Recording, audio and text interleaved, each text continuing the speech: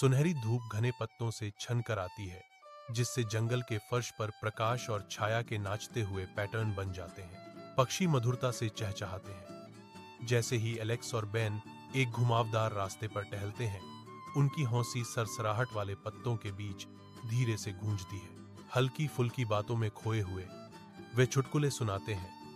उनकी खुशी जंगल की शांत सुंदरता के लिए एक जीवंत प्रतिरूप है। घनी झाड़ियों से अचानक हुई एक जोरदार सरसराहट से एलेक्स और बेन जम जाते हैं।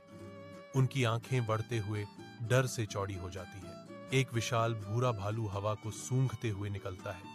जैसे ही एलेक्स एक पेड़ पर चढ़ता है, बेन को जमीन पर निश्चल छोड़ देता है। भालू की विशाल नाक बेन के चेहरे को छूती है, एक भयानक अनंत काल तक, जब तक कि वह सूंघता नहीं और जंगल में गायब नहीं हो जाता। जंगल भयावह रूप से खामोश हो जाता है, क्योंकि एलेक्स कांपते हुए और हाँफते हुए पेड़ से नीचे उतरता है। वह बेन के पास आता है। उसकी आवाज में घबराहट भरी जिज्ञासा है। वाह, भालू ने तुम्हारे कान में क्या फुसफुसाया?